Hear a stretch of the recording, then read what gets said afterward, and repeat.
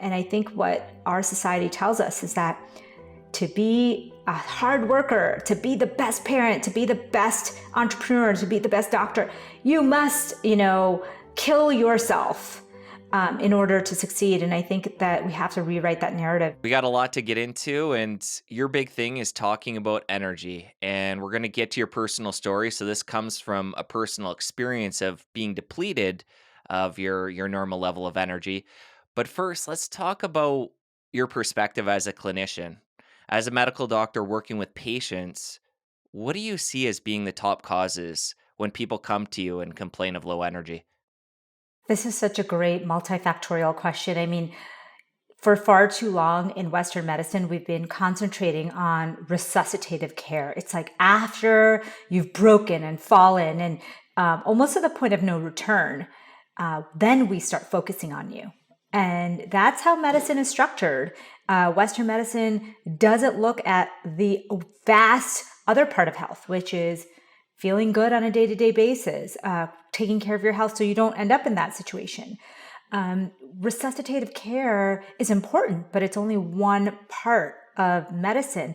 And I already knew this because my family was an immigrant family to the US.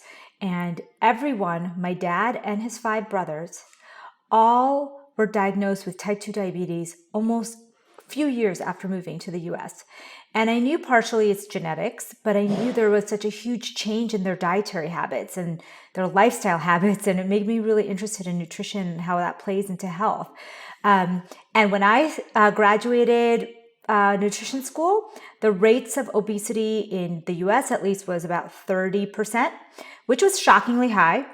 And then when I finished medical school and training, it was up to 42%. And now it's almost half of this country is obese. And so whatever we're doing right now is not working in preventing diseases like obesity, diabetes, heart disease. We need to concentrate on that. That's pretty much the reason I got into all of this. And when it comes to specifically people that come to see you complaining of low energy, how common is that?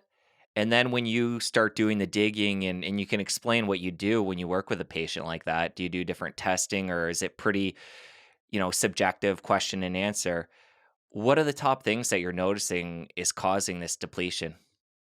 Jesse, the life we lead right now leads to fatigue and burnout. I mean, it is the fast track. So almost everyone I see who's working, crazy hours, trying to balance life and work, children and family, almost all of those people have a complaint of fatigue. That's the most common complaint seen all over the world, but especially in my practice. And what I found is one of the reasons this happens is because the default life that we live, which I will get into, but basically low natural light, not enough nature time, a lot of blasting of blue light late in the day, disrupted eating schedules, sleeping schedules, a lot of media consumption, which is basically wired to turn on your stress hormones, and not enough balance to that. Those are the basic reasons that we're feeling this way. Now I know the mind-gut connection. The mind-gut connection is literally the center of why we are so effing tired. And let's talk more about that connection. When we speak of the mind gut connection, is that when we're eating certain things and throwing off, the gut microbiome and what's happening down there, that affecting the mind, or different thoughts we're thinking that are negative and then that affecting the gut, or both? That's such a great point. It's bidirectional. Bidirectional meaning that the thoughts, the input that you're getting from your eyes and your brain affects the gut, and the things you eat and the exercise, all of that is digested or understood by the gut microbiome, the gut bacteria, and they send the signals of what they feel to the brain. So, for example, there are gut bacteria that seem to control mood and energy, and they respond to the food that you eat, but also the exercise that you do, how you control your stress. It's all interconnected. And since it is so multifactorial, how do you begin with somebody? Because, there's so much stress in today's world. There's a lot of people not eating ideally. How do you begin with somebody? This is a great question. So, right now we have no structure, no regulated structure of how to treat fatigue in the first place. First things first, I always rule out medical causes of fatigue because, we don't want to miss a B12 deficiency, a vitamin D deficiency, a mental health issue, a neurological problem. There's a list of 100 things that should be ruled out medically before you kind of approach the nutrition, mind, body, gut part of it. But luckily, there's lots of very basic testing and questions that you can answer that can tell you whether you have a medical problem or not. And 9 times out of 10, and the studies corroborate this, it is not a medical problem. 9 times out of 10, it is a mind, body, gut problem. Gotcha. I want to come back to your story. You quickly went over the fact that a lot of your family members have suffered with type 2 diabetes. And I know you were born in West India and came over here, I think it was around age 5. So let's talk about what it was like for your family members. You said this started when they came across to the West and started adopting a Western diet. But did you have a family history of type 2 diabetes when your family members were still in India? Yes, absolutely. So, what happened is, like a lot of ethnic groups, the South Asian ethnic group has a high incidence of type 2 diabetes. They think there may be something in the genetic pool. So there was definitely a predisposition. And as the diets changed all over the world, we were seeing it manifest. And so, as far as the great grandparents that I know had this as well, but later in life. And what happened is when my father, who was fit, young in his 30s, moved to the US, he started to adopt a more Western diet.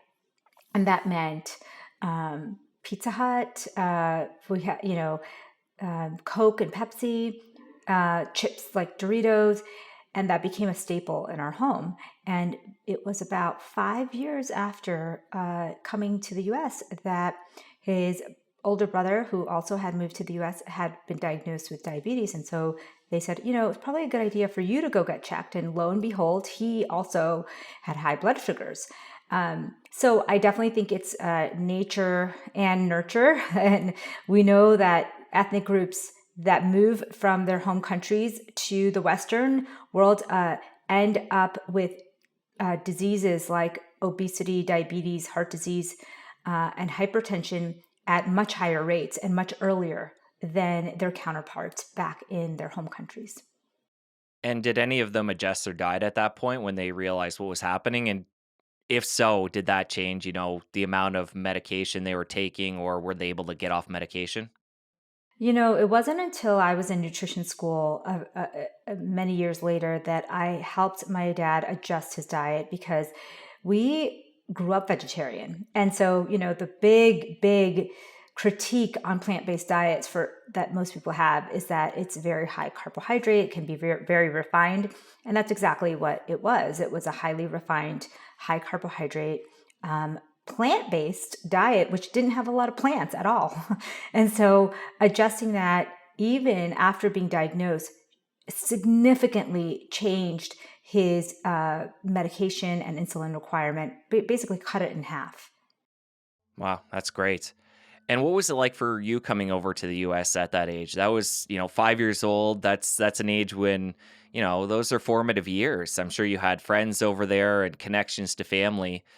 Talk about the culture shock coming to the US, what that was like and what it was like just uprooting and starting over.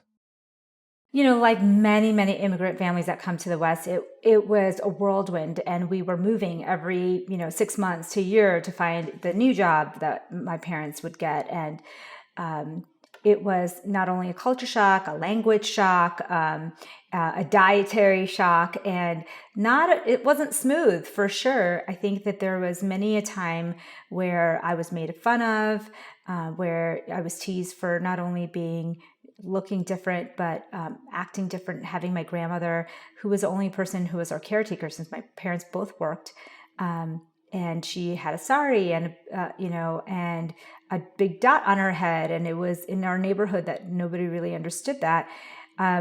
So those were learning points. That's why I have so much empathy for people who come from different backgrounds or have different cultural norms. There is so much talk in the wellness and diet world about prescribing one thing. Everyone should be keto. Everyone should be paleo. And I think that coming from a patient-centered approach, almost no one, can tell a person you can't tell a person who's eaten something their entire life and then say, forget it, that's not good for you, you can never have it again. So I have a very more centered approach for dietary recommendations and lifestyle recommendations that include some of your own preferences. We know that food memories are learned. So much of our culture is embedded in our foods, and so you have to take that into account. I definitely learned later in life how important it was to incorporate certain things that I had shunned for so many years, like spices, for example, turmeric, ginger, garlic, cinnamon, cardamom. These are the most healing spices in the world. And I literally gave them up thinking that, well, my home food from my culture is so unhealthy. And like, I'm so much more refined and educated, and I'm going to be eating things that I know are good for me. And it's not that. But later in life, I learned, wow, Ayurveda, those sages really knew health, and they knew things that we just are learning now. For example, turmeric, black pepper, and oil, they activate each other. And you can get, 80% more potency, hundreds of percent more activity in your body when you combine the three. And if you think about how curries are made, they're almost always paired together. And that was something that Ayurveda knew thousands of years ago that we're just like confirming now with the research. So it's really fascinating. So those early years were really, really tough. And I definitely shunned my culture completely. And I think I came around to it later after my training thinking, wow, there's so much truth and so much clarity in that culture that I was shunning. And I think that the most authentic place that I can be in is combining the two. You talked about the shunning of the spices specifically. How far did that go? Did you end up incorporating meat into your diet at one point? And these days, is meat part of your diet? That's a good question. So what happened to me is that I had the option of adding meat into my diet, but this was in college where most of the meat was very, very processed. And at that time, we didn't have a lot of healthy options. And so the last thing I wanted to eat, because I already knew about nutrition at that point, was the burgers and hot dogs. And so I didn't incorporate meat and as a choice. But I did eat a lot of pizza and nachos and ended up feeling really crappy and gaining a lot of weight in my first year of college because even though my parents had transitioned to like a half Western, half Indian diet, when I went to college, it was completely junk food, and late night eats. And so I learned the hard way that, there is something to be said about eating plant centered, but it can be very unhealthy. That's when I started incorporating more vegetables in my diet until I was like, 18, 19. I don't think I had ever eaten like a big thing of vegetables. I think it was like salad on the side or cucumbers with my meal. It was something that was very life-changing. I taught my family and people that I was all around. I was like, this is something that is going to shift your gut microbiome. That was when it was first coming out. And I saw the huge change in myself and I wanted to share it with others. And so in my book, one of the biggest things I talk about is eating more prebiotic and probiotic fiber. Fiber is the basis of our gut health. And that's something that 95% of Westerners don't get enough of. And when it comes to prebiotics and probiotics, does that come naturally when you convert over to a healthy plant-based diet, including some fermented foods? Or is this Yes. something that we should go above and beyond and start looking at specific foods that are going to keep, those levels optimized? That's a great question. So it will take a little tweaking for most of us because, like I said, the default cultural norms for the Western world do not include prebiotic and probiotic foods on a normal basis. So I tell people that the mnemonic or of the four S's, when you're thinking of having a meal, a plant-centered meal, you should think about four things. It's a soup, a salad, a smoothie, or a scramble. And those four things, almost always, and if you think plant centric, will end up giving you a healthy meal because I know that most people struggle with like, okay, I'm not going to go through the drive-through, but then what do I do? What do I eat? I don't know. Tell me what to. And so I kind of give them that shortcut thought process for a busy, like me, a mom, a doctor, a busy person. We do all these other things. I needed a shortcut for myself, and that's what I use as my kind of mnemonic when I am rushing out and I need to figure out what to eat next. And you mentioned having this realization that you weren't really eating a lot of vegetables and then starting to incorporate them into your routine. And I think you said you started to at least bring that idea to family. How did they respond? Did they embrace that or was there a lot of resistance? Okay, so what I brought it back to was 100 years ago in their culture, and just like everyone's culture, right? 100 years ago, when you didn't have refrigerators, you didn't have microwaves, how did you eat? You ate fresh foods. You ate things that you bought in the market, and you didn't eat a ton of processed sweets and fried foods.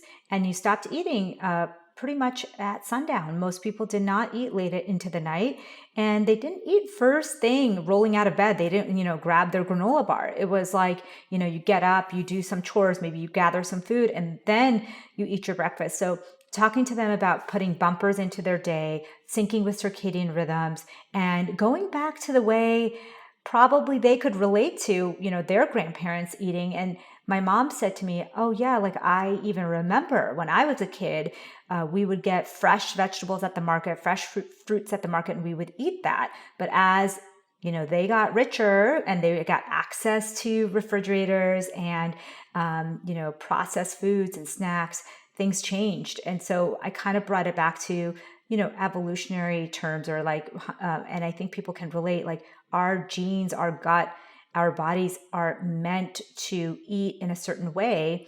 It doesn't have to be exactly the same. Like Jesse doesn't have to eat exactly the same as me, but there's some general rules that can really move the needle on your energy and your long-term health that are super easy, like some of the things I mentioned.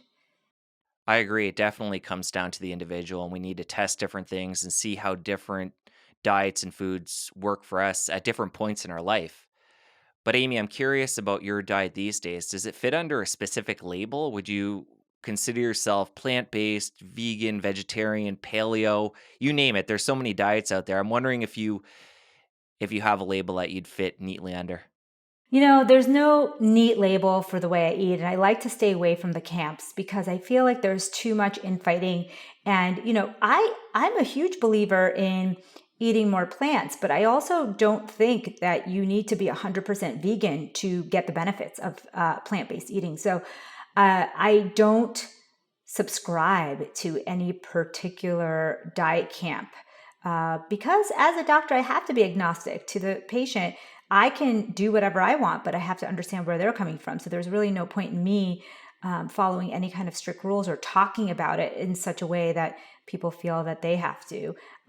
So I say to people, basically stick to about 90% plant centered and then 10% whatever you want to do. And that seems to work really well for me and work really well for the people I work with, especially when they're trying to reset their system. Sometimes, when you're trying to reset your gut and your mind, you'll have to go a little more on the extreme to get yourself back to normal. And then you can, play with different foods after that to figure out what works for you and what doesn't work for you. I hear you. And Amy, when along your health journey did you start to suffer from loss of energy? I think about it, Jesse, and I'm like, wow, I had really late nights in college as a nutrition student. I mean, in med school, but the game changer, and I know you can understand this, was when I had my kids. I think that the pressure of I was still in my training years when I had my children, the pressure of performing at the highest level, having children, and putting so much pressure on myself for both of those things really took the toll on me. I basically stopped doing anything that was counteracting my stress because I thought, well, I don't want to waste time, or I think it's too selfish to be spending time, on a nature walk or something, because that didn't fit into either work or mom life. And I would skip on my sleep because, you can't get enough sleep if you're a hardworking person. I mean, it's a badge of honor, right? To be sleep deprived and coffee driven. And I wanted to be the go-getter. I wanted to be the person who does it all, and on that journey, I basically found myself in the poorest health I've ever been, with cravings and bloating, but also feeling really like my mood and my concentration and my work was not at its best. So all of that combined made me realize that there's something that needs to change. But like so many of us, I had no time to change it. Like, I knew there's something that needed to be changed, but I didn't have a moment to myself to even examine my life from afar. I was just like moving along, like, caffeine fueled, and then trying to wind down in the evening, wired and tired all the time. Well, let's get to the story that you open your book up with, the car accident. Yeah. And I'm curious how far along the journey of it, like how old were your kids at the time? You mentioned them being a part of, pushing yourself and continuing to feel depleted, but how far along the journey is this, and tell the story of how that all happened. Yeah. So my daughter was 2 and my son was 4. So I had 2 toddlers, and I was a new practice owner and as a physician, and I had these new partners. So basically, when after a few years of being a junior physician, you become a partner, and it's pretty much the pinnacle of medical career, right? So I was at the pinnacle of my career, but I was like, wow, I don't know if this is what I wanted to end up. Like, the long journey of 20 years of schooling had ended with this. And I don't know if I was really happy with what I was doing on a daily basis. And I didn't want to continue to do that for the next 60 years of my life. So one day there was an impromptu doctor's meeting, partners meeting. And I, at that time, was too embarrassed to tell them that I had to pick up my children um, from a center, and that was closing at about 5:30, and the lady at the center would leave at 6. So I was just really nervous, but I didn't have the guts to tell them, and it wasn't their fault. I think if I had told them the situation, they would have adjusted. But I just, at that time, I didn't have the confidence to say anything. And so I sat through the meeting, and I was like, my mind is racing. And I know people can relate, like, you can't even concentrate on what's happening because you're thinking, like, I got to get out of here. I have to leave. And they're little, they didn't have cell phones, or I couldn't tell them that I was going to be running late. And so as soon as the meeting ended, I literally sprinted from the 3 flights down through the parking lot to my car, and I'm driving as fast as I can to the center. And as I'm driving, it's like a flight of ideas. I have to do so many things that day. Oh, what happened at the meeting? What will this lady at the center, like, she's going to be giving me dirty looks and judging me as a mom. And all these things are going through my head. And as I'm about to turn into the street of the center, I get into this huge car accident. And I had never been in a car accident like this before. The car was spinning. It felt like minutes, but it was probably like seconds. It was a few spins in the intersection. And then I hit the divider and everything kind of crashed around me. All the airbags, including the back airbag, side airbags, everything opened. There was crashing. The whole windshield shattered. And when everything stopped moving, it was crazy. Just the first thing I did was I was bloody, okay, and I didn't even know if I was like in one piece, but I opened the door and I got out of the car and I started like running towards the center, and the people were like, "What? Who is this crazy person?" And I said, "I have to go get my kids," and it just that whole experience. And the week after, where I couldn't do anything because I was healing, the car was trashed, was that I got to change something. I mean, my life was out of control, like that car was out of control, and I needed to make a huge change in my daily life, in my career, in my relationships, in my mindset. I just needed a huge overhaul, and I needed that pause that the universe gave me to make those changes, at least start to make those changes. So that's how my whole journey started. And you mentioned the accident and the severity. It sounds like it was really serious. Was everybody okay? Everybody was okay. We were in a multi-car accident. Luckily, everyone kind of walked out of the car. So my car was the worst, and it happened because I was spinning through the intersection and hit the divider. And so luckily, I did not hit other cars after the first impact, then the divider, and I had bumps and bruises and cuts and scrapes. But honestly, except for the little bit of pain, muscular pain, and cuts and bruises, I was literally saved. And so it was a blessing, but it was also a wake up call for me, because when I kept going over the situation, what was happening, I really wasn't paying attention. I was in my head, I was stressed out, and I was probably driving way too fast. And not that I caused it, but that I definitely put myself in a situation where I wasn't in the moment. And I think that made me realize, like, it's okay to be busy and it's okay to want to succeed in so many things, but those you can't give up on the basic necessities of life, like the basic necessities of good health. And I think what our society tells us is that to be a hard worker, to be the best parent, to be the best entrepreneur, to be the best doctor, you must, kill yourself in order to succeed. And I think that we have to rewrite that narrative, because we know over and over and over again that it's not true, and you have much more success. You are much happier. You are much better at relationships, at business, at being a doctor, at being a parent, when you actually take care of your mind and body. Okay, so you have this accident, you have time to rest and recover, and you have the epiphany that you're going too hard and you're feeling totally drained. What are the first things you do to turn that around?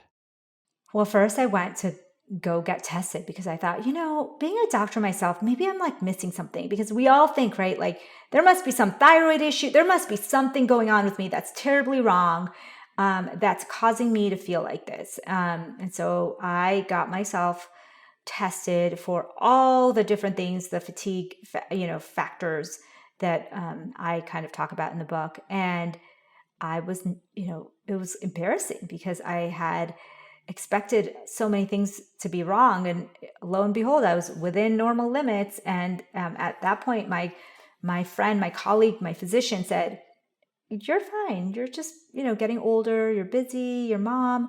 It's probably all that." And I just felt like, wow, it's so embarrassing that I can, like, maybe it is in my head. Maybe I am, overreacting. Maybe this is how getting older is. Um, and but I knew that there was so much more to that, and I started to do my own research.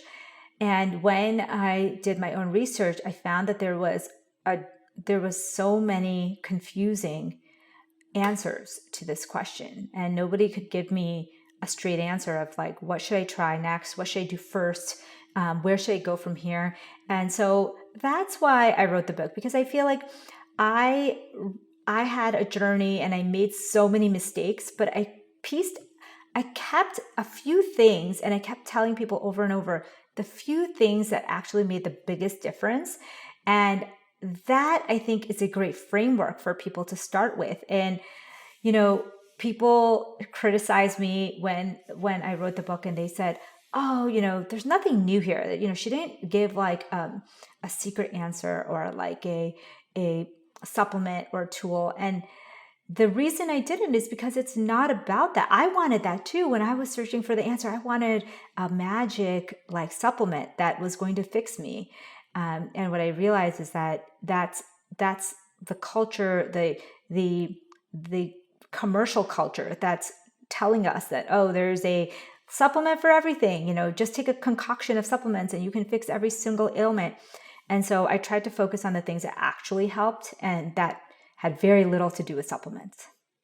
Well, let's continue on your story and talk about the first things you tried, and you can get into the things that didn't work as well. I'm curious. I think that'll be helpful to continue on and share, your trial and error.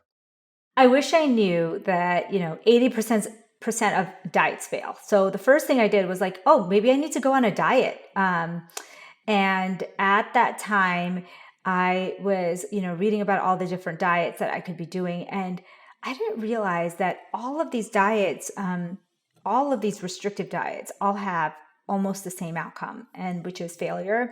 And unfortunately, I didn't know this, but 30% of people um, not only regain their weight, they gain more than they had lost. So weight loss was part of my goal, but it wasn't the whole thing. And I thought that maybe I'll start with the weight loss thing because that seemed to help people clear up their diet and whatever. And I did it all. I did keto, I did paleo, I did vegan, I tried it all. And what ended up happening was I felt exhausted. I felt cranky. And I was like, wait, I thought I was doing this to improve my health. And instead, I'm feeling like crap. And then I realized in retrospect, like, oh, any restrictive diet, anything that you cannot hold on to for the long term is probably something that you shouldn't be doing. And so I focused on the things that were working. One of the biggest things I learned about, and I talk a lot about in the book, is that we have an internal rhythm called circadian rhythms, and that controls 80% of our genes. Our gene activities, the activity of our genes work on a light and dark cycle. And so the circadian rhythm is a center for energy. It's a center for regulating our mood, our diet, and our sleep. And so I started to learn more about that. And the more I learned about it, the more fascinated I became. That just getting some morning sunlight into your eyes through your retina, it goes straight. There's a direct connection between those retinal receptors and an area of your brain called the suprachiasmatic nucleus. And that has the center of your circadian rhythms right there in your brain. And it basically tells the rest of your body that one, it's morning; two, that they should turn on digestive functions; three, that, about 12 hours from now, I want that melatonin. So not only does it help you during the day, it also helps regulate your sleep. So if people who are having trouble sleeping, I tell them, go get some light, natural light first thing in the morning, or at least before 10 or 11 a.m. It's going to be really beneficial for not only your energy during the day, but also your sleep that night.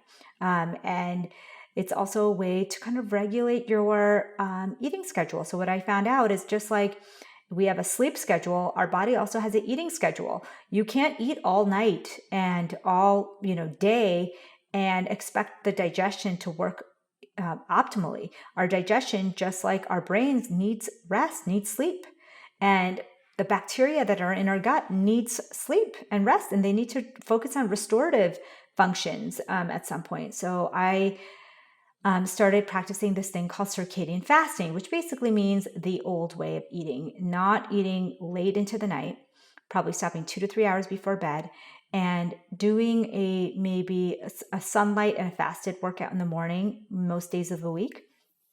before eating my first meal. And what I found is not only did it help me with my energy, but it also helped me with my digestion, which was one of the biggest problems I was having. My mood and my focus got better as well. And so I started talking about this. And interestingly, out of all the things I was talking about, eating more vegetables, prebiotic fiber, the mind-gut connection, this circadian fasting piece, because of the interest level on the internet, just became something that people kept wanting to hear about. And so I ended up for a while really focusing on educating people on circadian fasting. And what I realized is it's because I feel like people, we've all heard about sleep, and we've all heard about eating less processed foods and more vegetables, but some of us haven't heard about circadian rhythms and intermittent fasting and how you can combine the two. So that was something that I really dove deep into in the book and in my educational efforts.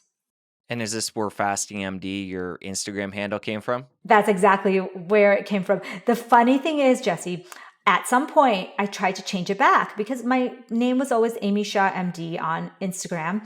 But I had gained such a following on Instagram that it won't allow me to change it back now. It's like saying um, you must go through Instagram's like highest level to be able to change your name. It's like this funny thing because I'm like, okay, I love talking about intermittent fasting, but that's obviously one facet of this healthy lifestyle. But at least at this point, I'm kind of like stuck with the name. Yeah, I can see what you're saying there. Yeah. So let's get into the specifics because intermittent fasting is something that I've talked about quite a bit on the show with guests. And I'm just curious how the whole circadian piece fits in. Let's get really granular and talk about what this would look like for somebody. Okay. So circadian rhythms, shockingly, is very preserved over individuals. So people think, oh, I'm a night owl. I'm an early morning bird. But really, chronotypes, there's definitely chronotypes, but it's like an hour here and there. It's not like, you are programmed to get up at 2 p.m. every day. That's just not, that's cultural and habitual sleeping habits. So when Sachin Panda, who's one of the leaders in research on circadian rhythms, he took his lab into like a natural light cave like setting, camping or whatever. And he was saying that almost everybody, and this holds true in the literature, that almost everyone is able to have a similar circadian rhythm when not given external cues of like, work or light or so a lot of those night owls aren't really night owls. They're just, they learned somewhere along the way that, how to shift their circadian rhythms later and later. And they kind of think that that's normal for them now. So that being said, most people get get up between the hours of say 6 and 8 or 5 and 8 a.m. in most parts of the world. And that's usually where the sun comes up. Now, I'm not super strict on this. Like people will say, well, I live in, the very north part of the hemisphere, and there's no sun for half the year or whatever. So I get it. And there are parts of the world where you can't just follow the sun. But if you follow that rough guide of 6 to 8 a.m., that can be nice. And if you can't get natural light at that time, you may want to get one of those sun lamps from Amazon. Now they can really mimic nicely the natural sun, which of course you would love to get in a natural form. But if you can't, so this input to your eyes wakes you up, starts your circadian process of the day. It actually it induces melanocyte stimulating hormone, and MSH is known to be really strong appetite control and impulse control. So if you're someone who struggles with your appetite or cravings or impulses, you may want to start getting some bright light in the morning. And the other thing is wearing sunglasses all day. Like a lot of people wake up and they wear sunglasses and sunblock for the entire day. And from the research, it really looks like you want that morning input. You want that morning sun. You want that morning daylight. And you don't want to be wearing sunblock and sunglasses all day long. And there's some evidence that, you should probably not eat first thing in the morning for most people. And especially, I did a post the other day about caffeine intake.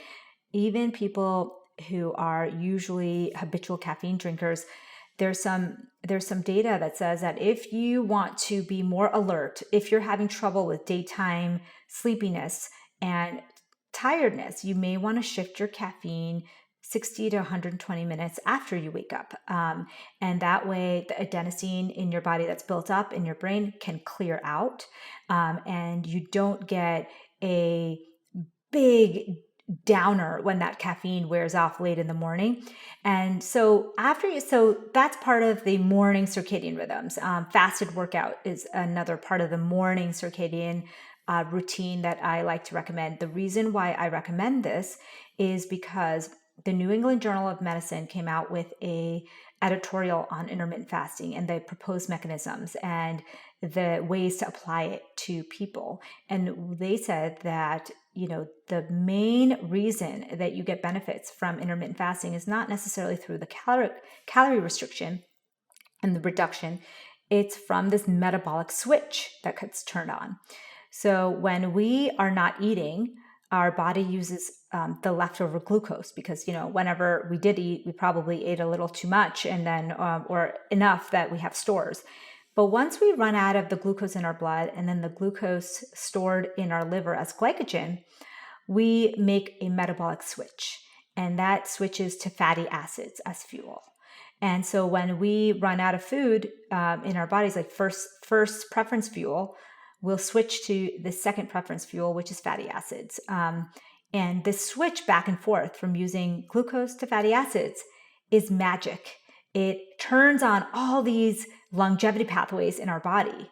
And the more you do it, the better you get at it. And it's almost like a muscle. And so, for example, marathoners, the top marathoners in the world, the Kenyan marathoners, they routinely do their long morning runs fasted because they want to get their body used to doing that metabolic switch, because when they do competitions, they will at some point need to use that switch. And so we find that switch is very powerful. But what's the problem? We don't know when that switch happens because we don't have a way to detect it yet. And second thing is, most busy parents, working people, Westerners, they can't do long fasts. They can't do fasting for days and days on end. And so what I've found is that if you want to maximize your chance of getting into that metabolic switch zone, eat early in the evening, an early dinner, sleep and don't eat all night, get up and do a little bit of workout, which requires energy. So it's going to have to switch at some point. And yes, if you carb loaded, you may never get to that big switch. But most of us are getting the benefits of that switch at some point in the fasted workout. And so that's like an ideal way to start many of your days if you can fit it in. I fit it in at least 4 to 5 days a week. I'm doing a fasted workout, if not 6. And then you can start your day. And basically, the rule of thumb for me is getting 45 minutes of daylight, natural daylight a day. So the studies show minimum 20 minutes. And so doing that, and then stopping my meals about 2 to 3 hours before bed, getting blue light out of my life as much as possible 2 to 3 hours before bed. So that doesn't mean like I go into a cave, like that's not always possible, but I do turn off TVs and computers. I put the blue light blocker on my cell phone. I have in my room, I have changed the bedroom, have changed the lighting so it's very dim and yellow. And I've removed all the blue light sources at night so that I'm not like blasting myself with blue light. No Target runs or, late night grocery store runs, because those have these fluorescent lights that will keep us up. And then I have a wind down routine that includes like mindfulness and spending some time away from devices, because, now that we're all, I'm sure you are too, but in this wellness world, like when I was a regular doctor, I didn't really spend a ton of time on my computer or phone, but now I do. And so I like that little detox in the evening as well, to get away from the phone, even if it's just 30 minutes or 1 hour or whatever I can manage, or more on the weekends, and really, really get a good night's sleep with cold room, dark blackout curtains. I'll wear a face mask if I can't control the light in the room, because even though morning light is really beneficial, ambient light in the night is really harmful. Not harmful, but not as good to get deep sleep. And then, that's basically kind of like the ideal circadian rhythm day. Lots of great stuff there. And I want to take our time here and pick apart and get a little bit deeper into some of this. Starting with, let's start with the time when we're breaking the intermittent fast. Because a lot of people these days, I mean, it's always, different depending on the person, but you're not somebody who likes to push that morning fast too long. I think in your book, you say the ideal time to break that fast is between about 9 and 10 a.m. So why that instead of pushing further back to say like noon or beyond? Yeah, so you can if you want. And there are different things that work for different people. But what I find is that most people, when they're first starting out, and they want to get the benefits of it, they start to go too long and too aggressive and start to see the negative downsides of intermittent fasting, which triggers kind of our hormones that sense famine, that sense that starvation. And we don't really want to push that, especially for women who seem to be wired for that mechanism to happen even sooner than men. We find that for women, especially, and newbies, both genders, it's great to start with just 12, 13, 14 hours and see what kind of benefits you're getting just from that before you push to 16 plus. And the reason I like the morning meal is that there's been a lot of new studies that have come out that say that loading your calories earlier in the day is much more beneficial to your body than loading them at the very end of the day. And so when you take a continuous glucose infusion, and I infuse Jesse with, I take you and I say, okay, I'm going to infuse 100, milligrams of glucose an hour, or whatever it is, your body will be able to process that beautifully until about 8 o'clock. And 8 a.m., noon, these are all great time. I mean, it's processing it perfectly. At the evening, it starts to slow down. And by 8 p.m., it is very, very difficult for your body to take on that glucose load. And that makes sense, right? When I think about my past and when I was really struggling, one of the things I did that was so horrible is once the kids would go to bed and I settled down with my computer, I would have a snack and I would eat late into the night, thinking that it would keep me up or help me stay up or whatever. And it was just really damaging my gut health, and also giving me poor sleep and putting me in a position where I was gaining weight without even trying. And so I think that front loading your calories is a great idea. It doesn't have to be, I just give sample timelines so that people can have somewhere to start with, but it can be anytime between 9 and 12. But I do think that the more important piece is to front load your calories. Like, try to eat the biggest meals earlier in the day, which is the complete opposite of Western culture. Got it. And Amy, I think it would be really valuable for you to share your first experience into fasting. You get into it a bit in the book, and how that was a bit of a rocky start for you. Talk about that, and so we can learn from what you did and what you do differently, with somebody just starting with fasting. I was just talking to my physician friend the other day, and she said, Amy, I read about what you were talking about. It makes so much sense. And I start to do it, but I feel terrible. And I feel like my cravings are out of control. I'm so hungry and I've gained weight and, my gut, whatever, all these things that I had experienced in my first experiment with fasting. So I said to her, okay, what are you doing? Like, tell me what your regimen looks like. And she said, okay, well, and she's an OBGYN. So she said, on my surgery days, I've just been not eating all day. And I've just said, I'm going to fast all day. And I don't eat until I get home late at night, like 8 p.m. And then I eat my big meal of the day. And what I notice is then the next day I'm trying to do a long fast again, and I'm just so tired. I'm cranky, I'm hungry, and I overeat. And I said to her, I made the same mistake. We are go-getters. And when we hear fasting, we hear, well, I want to get an A plus, right? So I want to fast every day and I want to fast really aggressively because, more is better. And what you end up doing is you just like your hypothalamus senses stress in your mind. Um, and Olympic athletes or professional athletes can over exercise. You can also over fast. So over exercise, reason why competitive athletes focus so much on recovery and stress relief is because they have a tendency to push their body into the over exercise mode, which basically tells your hypothalamus, oh my God, there's a lot of stress in this person's life. Either there's a famine or a war. Let's shut down. Let's shut down hormonal functions. Let's not let this woman get pregnant. And as aftermath, let's shut down all of the hormonal processes so that they can protect themselves during this time of war, famine, or extreme danger.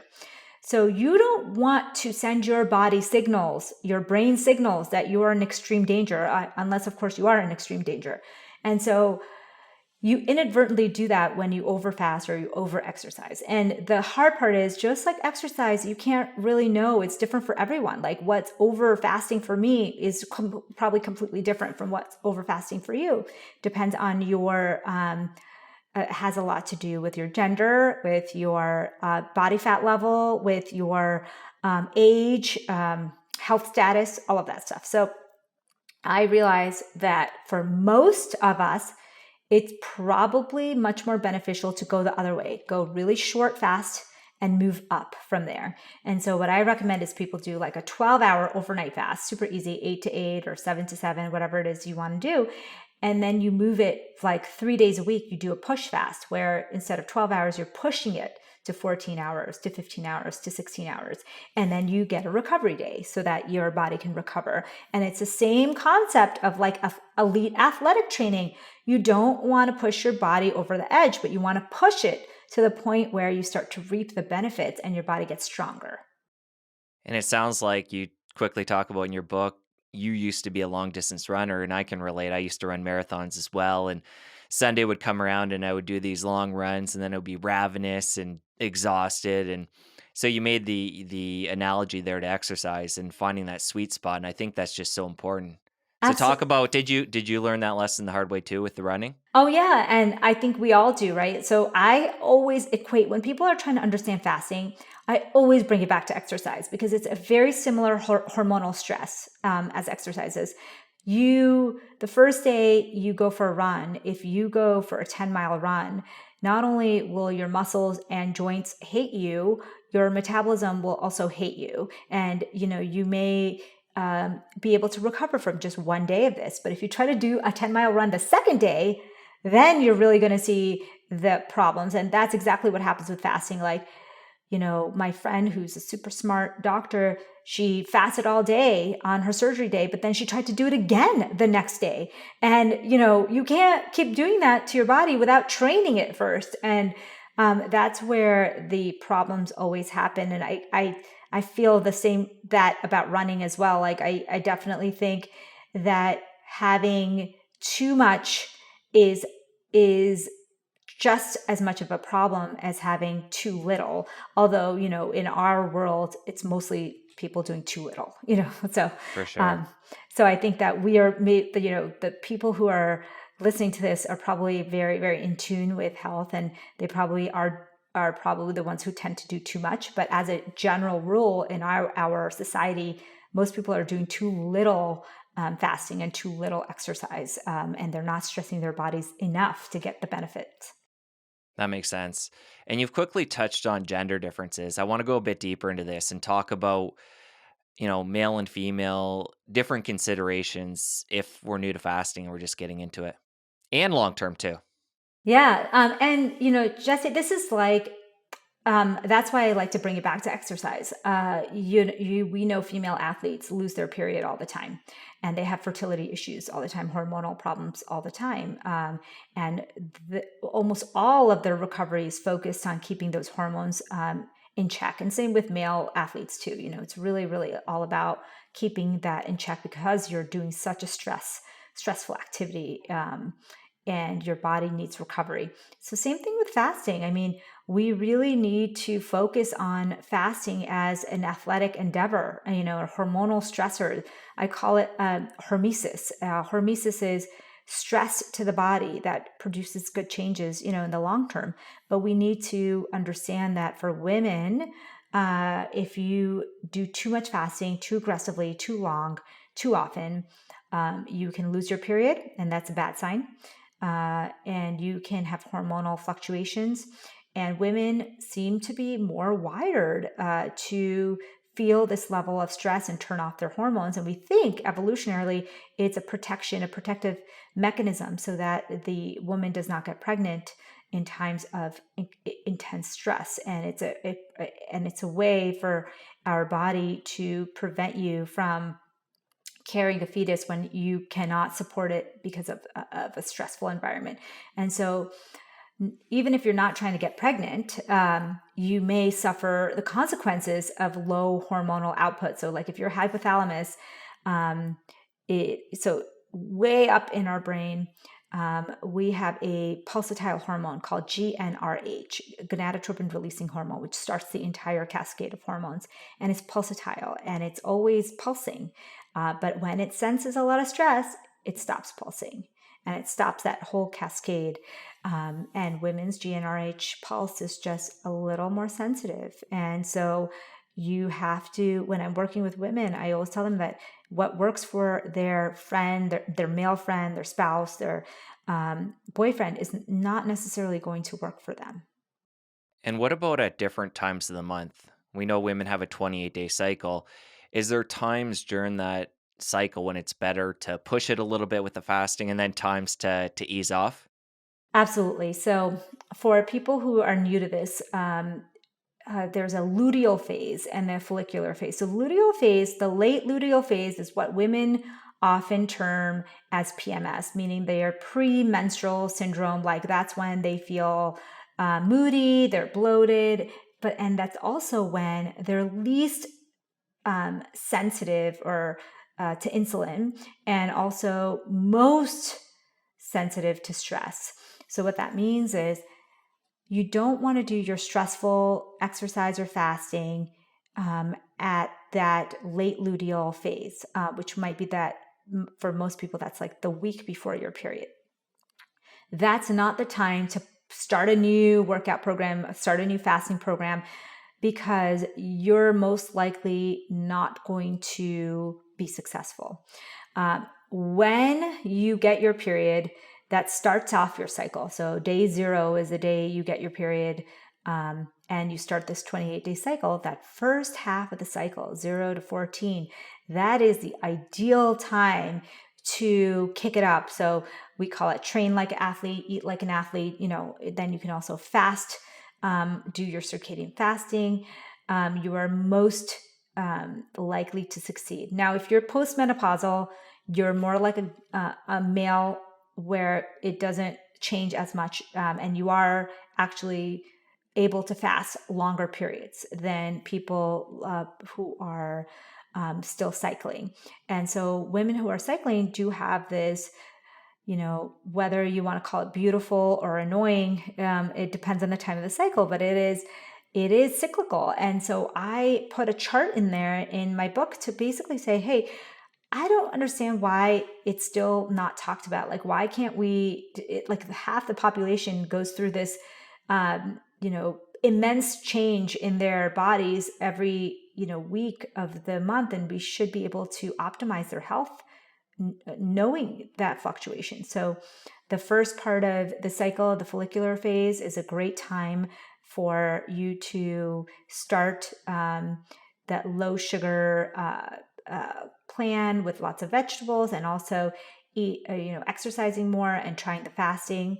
And then that late luteal phase, that 1 week before your period, that's probably a good time to lay off and do much more self care, much more um, of the sweet potato and the comfort foods that are healthy. And more sleep and more nature time, stress relieving activities, and then you can kind of cycle back again. And everybody should be cycling anyways. I think this just gives a structure to that cycle. That makes sense. And I think it's also important to note that we want to cycle between doing our fasts and doing our hard workouts. So we don't want to fast and do a hard workout at the same time. That would be a Right. lot of hormetic stress on the body at one time. So you talk about this in the book. Maybe on the day when you're doing a longer, harder fast, you might want to consider, well, not want to, you should consider maybe going for a walk or doing yoga, something more gentle to complement that. And Jesse, just like anything, you can train your body. You can become, better at it. So in the beginning, on my longer fasting days, I could only do a yoga or a walk. And then as I got better at it, I could do like a full hit workout on some days when I'm fasting. So it's definitely something that's individual and also something that you can train yourself to get better at. But I definitely think that whatever intense means to you, should be done on a day where you have a shorter fast or no fast. And whatever kind of easy or typical means for you, that would be on a fasting day.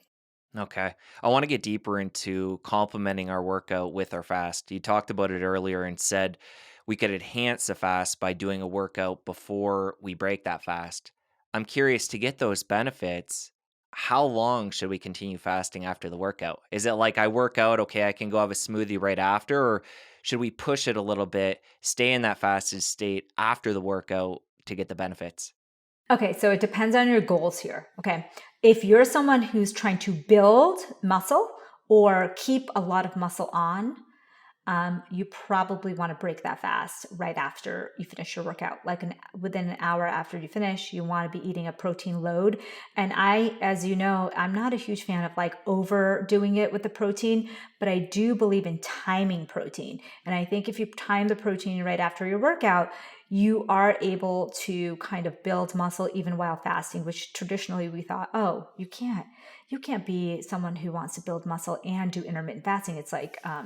It's almost like pulling at two different ends. So, but if you're someone who's really focusing on leaning down or longevity, then it may make sense to let your body stay in that fasted state for a little bit longer. And you can play with this. But I do like to time it right after my workout. I feel like I get you know, the best bang for my workout when I do that right after. But again, if you're focused on longevity or really leaning out, you may want to extend that fast a little bit more after. It just depends on the goal. I like that. Goal dependent. Yeah. And I know, Amy, you've been on Dave Asprey's podcast, and he's been on the show a number of times. And he actually came on most recently to talk about his latest book, which is on fasting. And he advocates for consuming bulletproof coffee during that fasting period. And I'm just curious your thoughts on something like that or Mhm. other adjuncts we could put into, the morning before we break that fast and still get the benefits. Yeah, absolutely. So, okay, so of course, the best thing to do is water, right? And then the second best thing would be black coffee. And then the third best thing would be 40 calories worth of milk or cream, like a non sweetened creamer in your coffee. So, like a almond milk or a regular milk, whatever, but up to 40 calories. And then once you go beyond 40 calories, though, you may not want to call it fasting anymore. You'd want to say it's a kind of like a fasting mimicking or a fasting like diet. It seems like that 40, 50 calorie range is pretty much where you would consider it not fasting anymore after that. So what I say is like if you're really struggling in the evenings, because I like to have that recommend that early dinner, like 2 hours before bed or 3 hours before bed. If you're struggling in the evening, a little bit of almond butter, like 40 calories worth, which is not a lot of almond butter, obviously, and a tea, sometimes can just hold you over for the night, and you won't have to like dig into that huge meal late at night. And so 40 calories is what I consider as a fast still. Now, there's so many different variations on this. As you know, Walter Longo has the fasting mimicking diet, which is a fast-like diet. It's just low calorie in a certain proportion. And I think that when Dave, I know him and his protocol also. I think what he's saying is, hey, it's really hard for a lot of people to just do 40 calories. Like it might keep them fuller if they drink a coffee or whatever. So with butter or oil and whatever he does. But I think that for most people, if you're doing a circadian fast and you're allowed to have a coffee with a splash of milk, like that should be good enough to get you through until your first meal. I'm not sure, at least I don't love the data on saturated fats and for most people. And so I don't love to add a lot of butter to things that don't need butter. So, for example, I think that having your veggies sauteed in oil or butter is great, fine. But I think that adding it to your meals as a supplement is not something that I think most people should be doing. When we look at the rates of cardiac disease and obesity, diabetes, I mean, it's like playing with fire when you're looking at that population. Are you into MCT oil and adding that into a morning beverage? Yeah, so I think if you can keep it to 40 calories, then you're fine. So what I always say is that water is best and coffee is fine. 40 calories is probably doable. But then if you're really trying to get the benefits, you probably don't want to go over that. I do love to do a fasting mimicking diet on my own, like once a month. So we know from the Mormon studies that they do a fast Sunday where they don't eat from, they don't eat for about 24 hours from dinner to dinner. And they call it Fast Sunday. And there was big benefits found in health, cardiac disease. They had like 50% less plaque. There's crazy things. Obviously Mormons their population is doing so many different things, but they tried to control for all of that. So in that study, they controlled for their dietary habits. They took people that didn't also drink alcohol and all that stuff. So they tried to kind of narrow it down to this fasting regimen. So what they do though is not 100% fast. And so what I do once a month is a fast dinner to dinner. But what I do is I do allow myself about 200 to 300 calories. So something like, you could have an MCT oil, coffee, or two even, depending on how many calories you're putting in it, and use that as your bridge from dinner to dinner. But I don't think that you necessarily need it on a daily basis, especially when you're doing a modest overnight fast. You pretty much can go through it. And if that can push you, get you another 2 hours, great, but you really don't need to be doing that. And I have my concerns about adding a lot of saturated fats into your meals. One product that I've found is very helpful when I'm fasting in the mornings is Dave's product, the Inner Fuel, I think it's called. It's a Okay. prebiotic. I don't know if you've tried it, Oh but you can yeah, just I've add heard of that to it. your coffee, or for me, I'll Yes. do it in a Yes. coffee or a matcha tea. Yeah. And it's really helpful when it comes to curbing the hunger craving in the morning. Yeah, And again, I prebiotic, know I've you're heard big about on that. prebiotics, Yes. more likely from Yeah. food sources, of course, but Yeah. this has been helpful to me, and I'm just curious if you played around with that. I haven't, but I think that that's something that we could play around with. So the only other thing that I don't recommend in the morning when you're fasted is branch chain amino acids. A lot of people will use a pre-workout drink when they work out that has branch chain amino acids. And we know that even just 4 grams of protein or more kind of breaks that fast, the benefits of the fast. So if you're someone who's trying to maximize the benefits of fasting, you probably want to skip that branch chain amino acid, but you could do the fats in the morning. Okay. And I want to come back to the light piece. You mentioned talking about light at night and avoiding the blue light. And then you also talked about the piece of getting good light early in the morning. So, and I'm glad you brought up that piece about getting a light online if you're not in an environment where you can get, daylight all year round. Like I'm in Ontario and we have long cold winters and I wouldn't be able to do that all year round.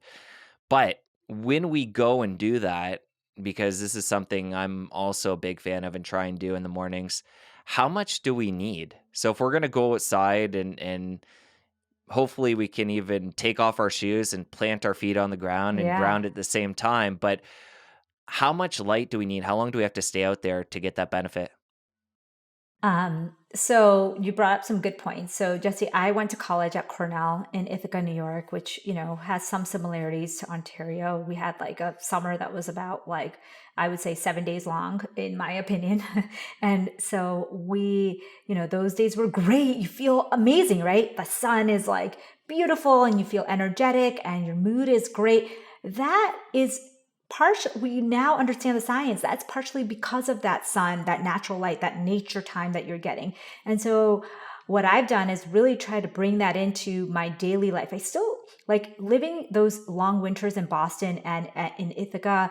And I remember the mood changes of the entire community when it was sunny and nice outside, when people would be spending all this time outdoors versus the cold, dark winters. So um, 5 to 10 minutes is all you need. You really just need to get that input into your eyes without the um, blockers, and you just say, maybe you do a stretch, you do a couple minutes of mindfulness. They say that about 20 minutes of nature time seems to be the magic number a day to get your stress levels down. So even if you just have 5 minutes in the morning just to get that sunlight or natural light in, but then, throughout the day, you can rack up about 20 minutes of nature time as a minimum. That's going to do you a lot of favors with your stress hormones and circadian rhythms in general, because even evening light, your body, your retina, brain knows evening light from morning light. So you don't run the risk of like staying awake or disturbing your circadian rhythms. You want to get that evening light if you can as well. So the more light you can get, the better it is for your body. You don't want to go always look through the window, although that's a second best.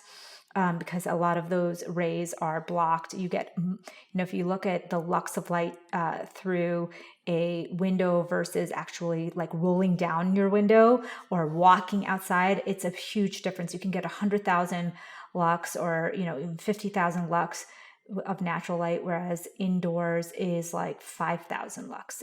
So like markedly lower light input when you're indoors. Are you a fan of the red light devices? I know Juve is a previous sponsor of the show. I love my Juve. It has the red light and the near infrared light. Is that something you played around with, and do you Yeah. advocate for those? So it's not something that I would say is an absolute necessary thing for everybody, but I do think it's a great hack or a great tool in order for you to get that beneficial light waves. But I haven't actually played around with the Juve. I want to, but I've heard really good things about it. Okay. And I know it's different than the light device. I don't want to confuse people that you talked about earlier that synthesizes daylight, because the Yeah. Juve is actually safe to use. You can actually look into the device and use it in the evenings, and it's not going to affect your sleep. Yeah, so there's so the simple light lamps, that sun lamps that you can get for your office. Say, for example, you have early mornings and you're working in an office setting with no light, ambient light. These are light lamps that have about 100,000 lux or at least 10,000 lux of light, and you can get that benefit of getting some morning sunlight into your brain. And if you're really just you can use all 20 minutes of your natural light of the day through that. But I obviously, there's so many things we don't know about the mechanisms of this. So I really do prefer, as much as you can get, natural light and nature time. And I'd say the same thing about supplements, where again, it's good as an adjunct, but again, there's probably so many things in food that in our lifetime we'll not even discover. So go to the root when you can. Absolutely. I think that supplements are, I always say it's like buying new sneakers for a run. Like that's not going to replace your months of training, and it's not going to, give you um, the strength, but it will, enhance your run and you might look better doing it, that kind of thing. It's like, that's how supplements are. It's kind of like the icing on the cake. Amy, let's come back to your story and talk about dealing with those after effects after your car accident and you were, burnt out and exhausted. Let's talk about the mental part of that because you've talked about being a go-getter and I can tell right away you're somebody that, has a lot of natural energy when you haven't been pushing too hard. And that led to a lot of success in life. You went through medical school, you were, a mother that was working with 2 young kids. Like, you've had all this positive reinforcement being a go-getter and pushing yourself. So how do you begin on the mental side to slow down and accept this new reality of taking time for yourself? I think of ourselves as professional athletes. Okay. Whatever you're doing in life, you are a professional at that. And when you are training at the highest levels of whatever it is that you want to do in your life, you will need to focus on recovery and fixing those injuries. And um, so when Olympics are the focus of the world right now, and you look at these elite athletes and training and how much they have to focus on repair and renewal. And that's how I started to think about mental health. I started to think about it in a way of like, not it's a nice to have, or like, oh, it must be nice to have time to meditate, is what I used to think. I used to look at those people like, oh, they have nothing going on, that's why they can do that. But now I realize that it's not nice to have, it's a must have. And if you don't, you will suffer the consequences. And so instead of thinking of wellness and mindset work as this like meditation retreat or this vacation to the Bahamas, bring it into your daily life, incorporate it into your everyday. And I think that felt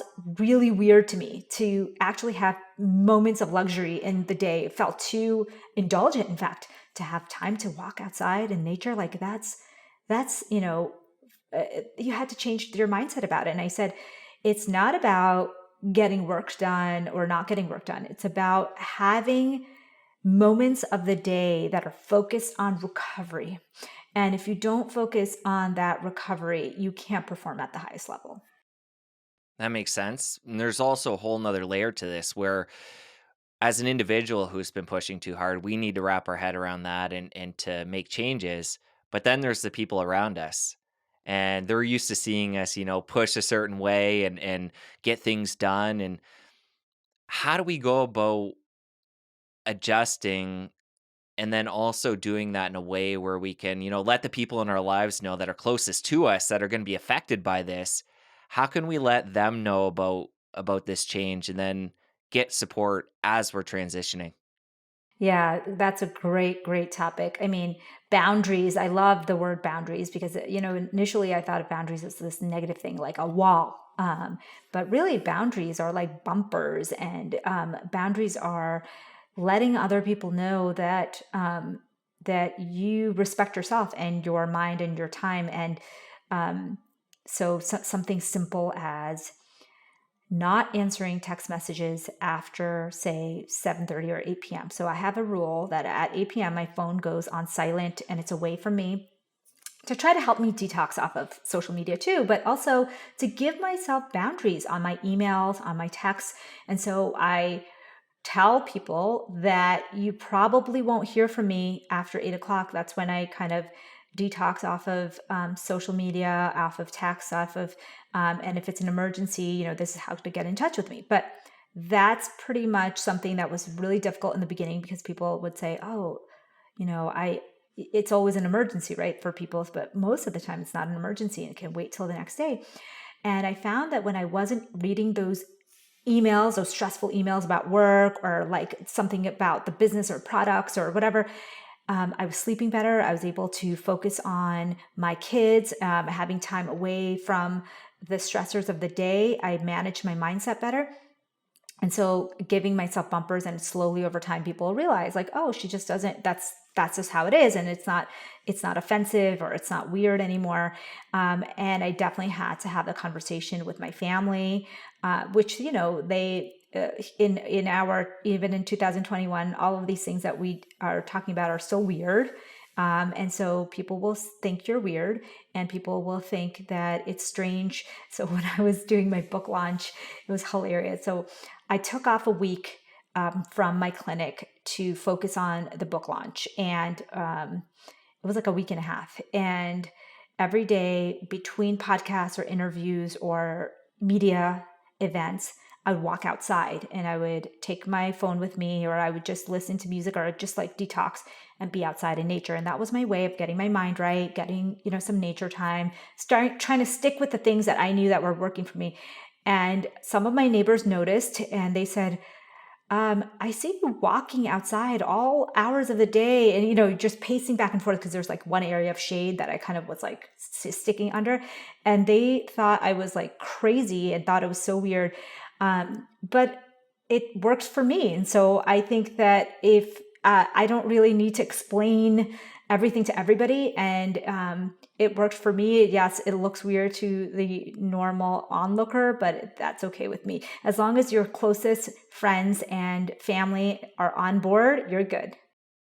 And naturally, by your actions, people are going to learn the new boundaries, right? Yes. By our actions in the past, that's where people have certain expectations. Where Yes. at 10 o'clock at night, when I send Amy a text, I expect within 10 minutes she's going to respond. And we can do this with different areas of our life over time. You said, I think slowly but surely, people will understand. And it's just using the actions in gentle way, as gentle as we can, to let people know our new boundaries. Absolutely. I think that's exactly what, boundaries on the energy that you give and take from other people. That was something that I learned really late into my journey of trying to reset myself. I was like, wow, I don't have to engage with every single person in my life that has been in my life for since I was born. Like I thought that you're dealt a group of people through your upbringing, through your work, through your daily adventures, and that's the people that you must give and receive energy from. And what I learned really recently is that no, you control the energy that you give, and you can actually kind of like bounce that energy back if it's negative or something that you don't want to hear about.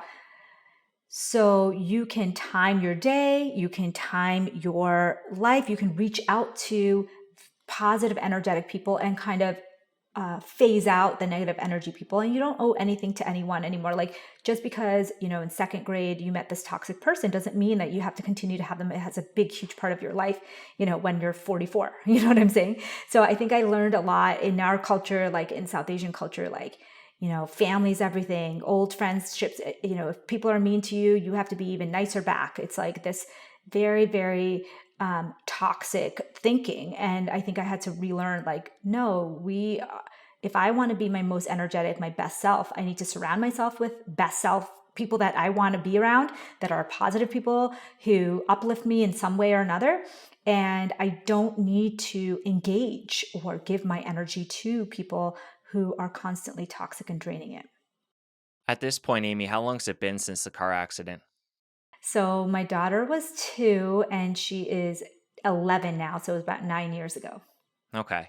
And coming back to you being a go-getter and that being something that's, worked for you over the years and is instilled in you to that point, do you find it's a constant struggle? Like you're always getting kind of like pulled back to your old ways and you need to, think back to that accident or different times in your life when that's been a problem to reignite that in you and bring you back towards more balance?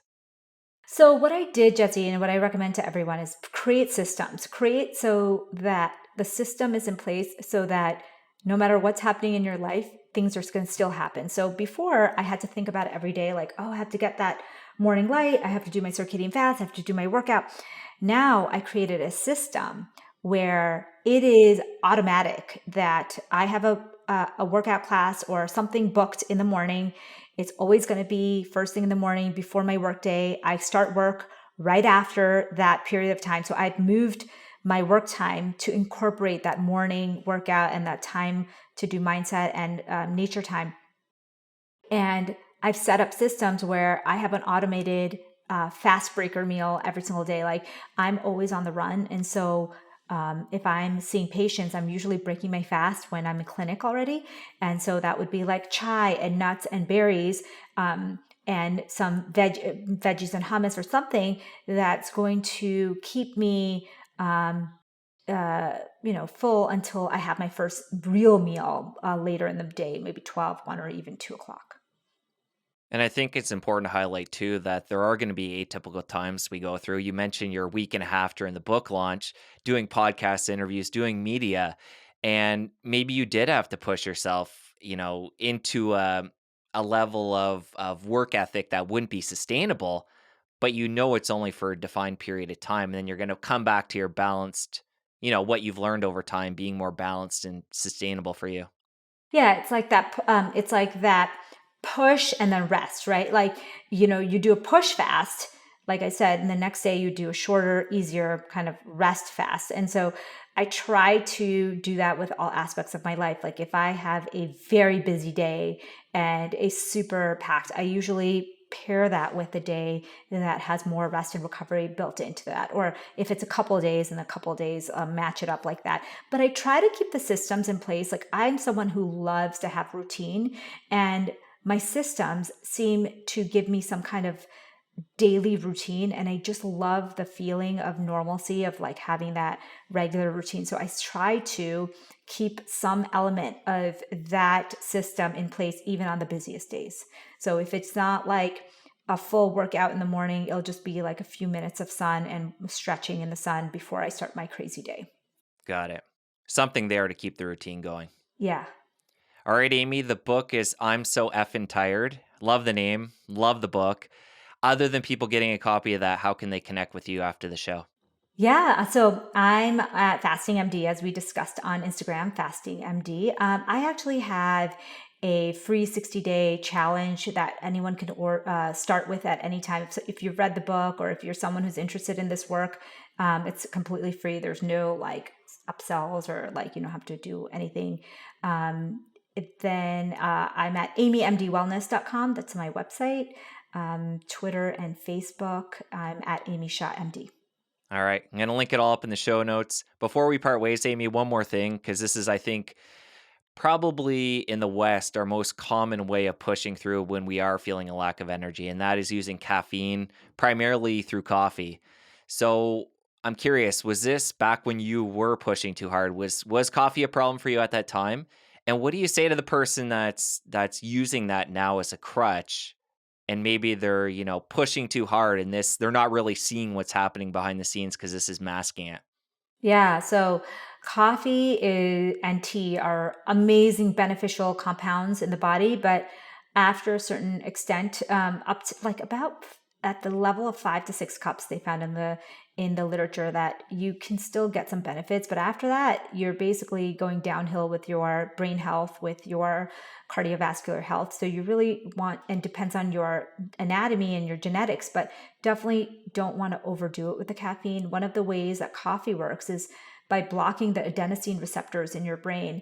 And what that is, it's just mimicking, it's not letting the adenosine bind. And adenosine is the thing that makes you tired. But what happens is once that coffee clears out, that adenosine that's built up just goes and binds to those brain receptors. And so, and it's built up so much now that you're probably like more tired than you were before you started the caffeine. Then you start the cycle of trying to block those adenosine. So it's not free energy. It's like literally blocking them for a time period, and then you'll have to deal with the consequences once it wears off. So you might as well limit the amount of caffeine that you have and focus on natural ways to get energy, so you're not always chasing this kind of addiction. There's no such thing as free energy. I like that. Yeah, no such thing as free lunch or free energy. I know you're a big fan of chai tea. Do you drink coffee at all? I do. I love chai. I love coffee. I love tea. I'm like a huge fan of all of those things, but definitely I know the powerful benefits of it, but I also know that my body does not do well with many, many cups. So I limit myself to 1 to 2 cups of caffeinated, and then I switch to decaf in whatever I'm drinking. Right on. All right, Amy, thank you so much. Really enjoyed this, and we'll keep in touch. Thank you so much for having me. Thank you.